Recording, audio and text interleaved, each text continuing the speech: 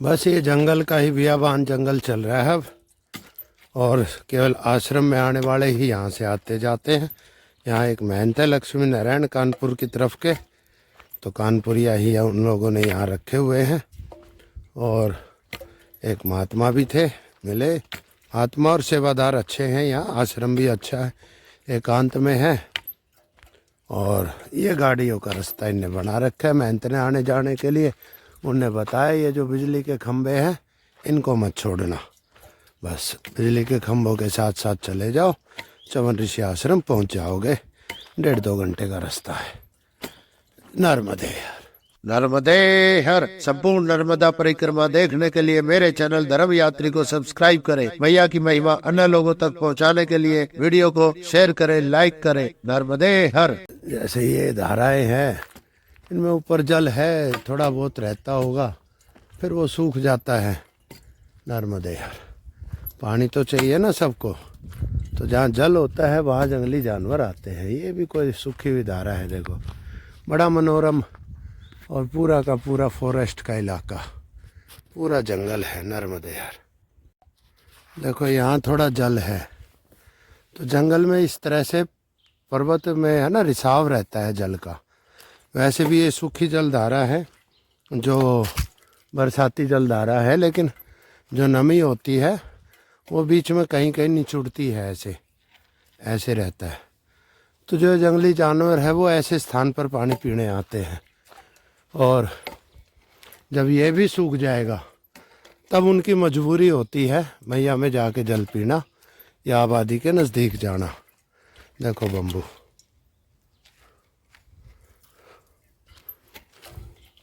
अभी तो वो इनमें अपनी प्यास बुझा लेते हैं आके। नर्मदे हर। चलते हैं, आनंद का सफ़र है ये। सफ़र आनंद का जारी रहेगा परमानंद तक पहुँचने तक। नर्मदा मैया की परिक्रमा अभी 4 महीने हो गए हैं मुझे चलते हुए। 13 नवंबर को शुरू किया था मैंने परिक्रमा अपनी। आज 10 मार्च हो गई है। 4 महीने हो गए, कल हो जाएंगे 4 महीने पूरे। नर्मदे हर। और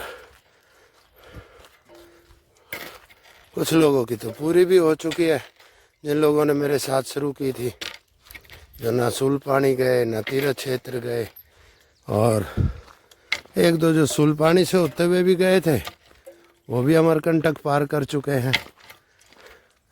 हम अभी तक ओंकारेश्वर जी के सामने ही पहुँचे हैं। ये क्षेत्र जो आप देख रहे हो, ये बियाबान जंगल, ये ओंकारेश्वर जी का क्षेत्र है। ओंकारेश्वर जी मंदाता पर्वत। नर्मदे हर। परियां है इस जंगल में, परियां देखो।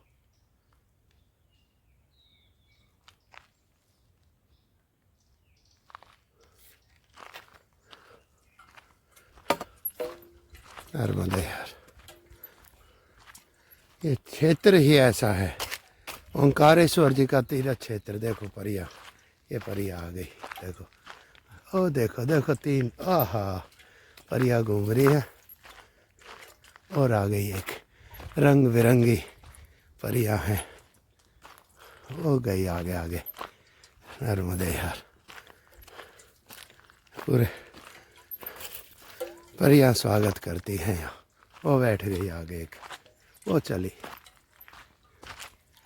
आगे आगे, रास्ता दिखा रही है परियां। नर्मदे हर। नर्मदे हर। ये है ही तीर्थ, आगे भी है। अरे वाह, वो आगे आगे चल रही, आगे आगे चल रही, कितनी सारी परियां देखो। नर्मदे नर्मदे। अरे बड़ा आनंद है। हाँ, ये परियां है जो धरती पे तितली का रूप बना के आती हैं, क्योंकि बड़ा ही दिव्य और देव क्षेत्र है ये महादेव का। नर्मदे हर। आगे पीछे घूम रही है, कभी पीछे आती है, कभी आगे निकल जाती है। ये बैठी परी रानी। और ये जल भरा हुआ है जंगल में, जंगली जानवरों के लिए नर्मदे हर।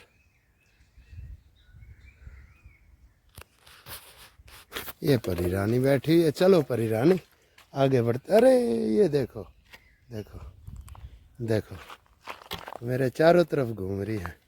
देखो, अरे रे रे रे रे, और अरे कितनी आ गई, देखो देखो। नर्मदे हर परी रानी, नर्मदे हर। देखो देखो, ऐसे कह रही है कि बस रुक जाओ यहीं, ऐसे ये चक्कर काट रही। देखो देखो देखो देखो। चलो बढ़ते हैं आगे। देखो ये देखो, ऐसे पैरों के पास बैठ जाती है आगे, जैसे कह रही हो कि मत बढ़ो आगे। आहा, कितना सुंदर रमणीय है ये स्थान। देवी देवताओं की भूमि, परियों की भूमि, नर्मदे हर, नर्मदे। अच्छा, वैसे तो तितलियां जो हैं धरती पे परी रूप में ही आती हैं, लेकिन फूलों के पौधों पर बैठती हैं। और जबकि इस बियाबान जंगल में फूलों का कोई पौधा नहीं है। पेड़ हैं वो भी ज़्यादातर ये सागवान के हैं, जो गवर्नमेंट द्वारा लगाए गए हैं पहाड़ों को बचाने के लिए। इनमें फूल आता ही नहीं है। देखो, पूरा बियाबान जंगल है, और फिर भी इतनी सारी परियां हैं यहाँ, तितलियां हैं। तो कोई तो कारण है ना इनका यहाँ इस देवभूमि पर रहने का। नर्मदे यार, ये परी रानी बार बार मेरे आगे आके बैठ जाती है। देखो अभी चलूँगा, देखो ये रही, देखो देखो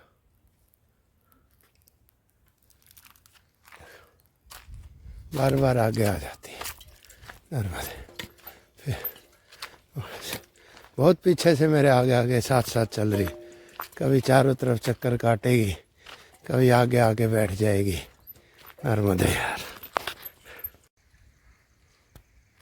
कितना सुंदर पेड़ है। देखो देखो, वन में, और बहुत सारे ऐसे पेड़ जिनके मैं नाम भी नहीं जानता, कभी जो देखे ही नहीं। देखो परियां घूम रही है, वो देखो बड़ी बड़ी परियां हैं। कितना सुंदर दरख्त है, बिल्कुल लाल पत्ते हो रखे हैं सारे, जो बाद में हरे भी हो जाएंगे। मुझे पता नहीं किस चीज़ का है। देखो, नर्मदे हर, नर्मदे हर। हे वन देवी, हे महात्माओं, हे पेड़ों के रूप में, दरख्तों के रूप में बसे हुए महात्माओं, तुम सभी को नर्मदे हर, नर्मदे हर, नर्मदे हर। मैया के इस साम्राज्य में तुम रहते हो, और नर्मदे हर। सामने बोर्ड लगा हुआ है, राज्य वन अनुसंधान संस्थान, पोलीपाथर, जबलपुर, मध्य प्रदेश। और परिक्षेत्र का नाम है बड़वा। प्रमुख प्रजातियाँ सागौन, तेंदुआ और पलाश। और ब्लॉक का नाम है कड़िया कुंड। नर्मदे हर। तो ये जंगल के बीचों बीच है चमन्ना ऋषि आश्रम। पहुंच गया हूँ मैं यहाँ। अभी देखते हैं यहाँ से आगे क्या हिसाब किताब बनेगा। परिक्रमा वाले इधर भी कोई आते हैं कि नहीं आते, देखना पड़ेगा। नर्मदे हर, रास्ता कहाँ से है? महर्षि चौवन ऋषि उदासीन आश्रम, महोदरी धाम। महर्षि चौवन ऋषि उदासीन आश्रम, महोदरी धाम, नर्मदे हर।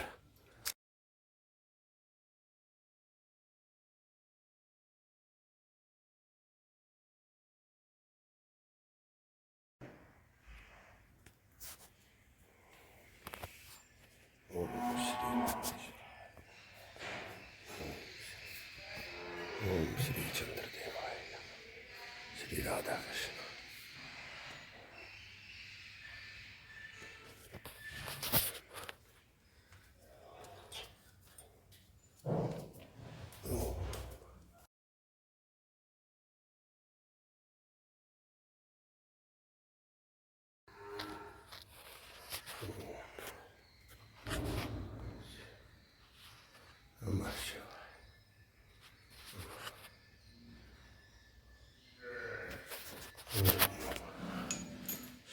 एक और पांडवकालीन मंदिर।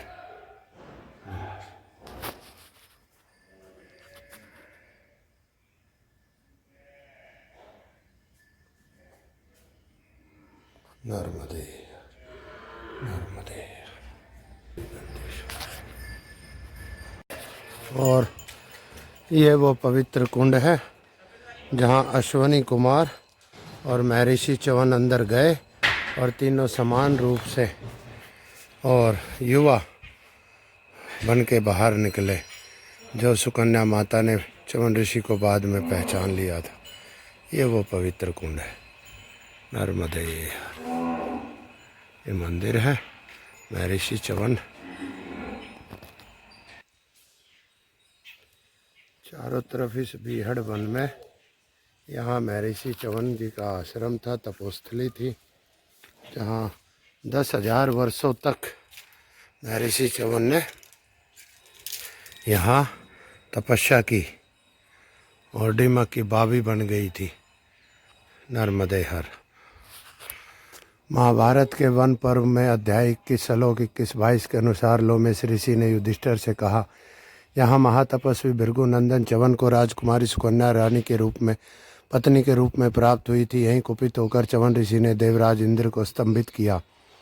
यहीं ऋषि ने अश्वनी कुमारों को यज्ञांश का अधिकारी बनाया। पुण्य सलीला माँ रेवा के पावन उत्तर तट से थोड़ी दूरी पर इसी तपोभूमि पर वीरासन में बैठकर तपस्यारत च्यवन ऋषि के शरीर पर दीमकों ने बावी बना ली। गहन वन में हरियाली से भरपूर इस स्थान पर कमलपुर के राजा शयात्री ने अपनी रानियों एवं पुत्री सुकन्या सहित क्षेत्र में वन विराहत आए। वन में विचरण करती राजकुमारी सुकन्या ने बावी में चमकती आंखों को कौतूहलवश वैध दिया। नेत्र छेदन से पीड़ित महर्षि वेदना जन्य से क्रोध में दुखी हुए।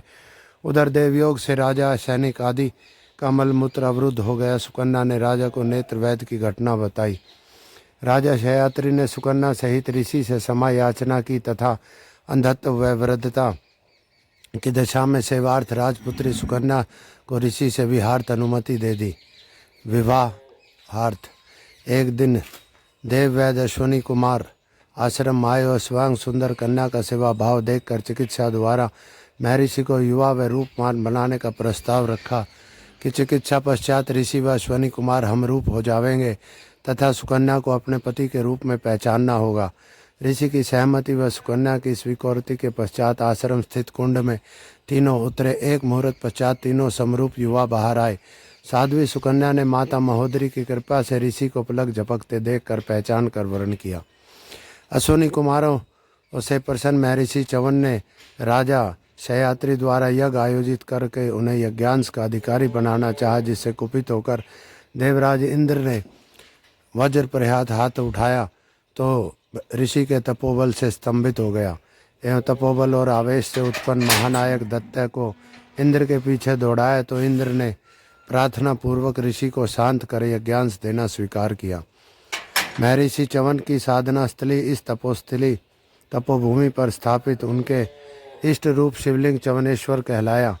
देवी के महोदरी स्वरूप में यहाँ विराजित होने से क्षेत्र का नाम महोदरी पड़ा। लोक श्रुति अनुसार महोदरी माता हिडम्बा की कुलदेवी रही, जिनका विवाह पांडव भीम से हुआ था। उनके पुत्र घटोत्कच एवं परपौत्र बर्बरीक हुए। यही बर्बरीक कृष्ण कृपा से खाटू श्याम के रूप में पूजित है, जो राजस्थान के सीकर जिले में स्थित विश्व प्रसिद्ध मंदिर है। इस पुण्य भूमि पर स्थित पुरातन अमृत कुंड का जल नेत्र चिकित्सार्थ उपयोगी है। नर्मदे हर। मात श्री नर्मदे हर। तो यही वो कुंड है जिसका जिक्र इसमें किया है। नर्मदे हर नर्मदे हर।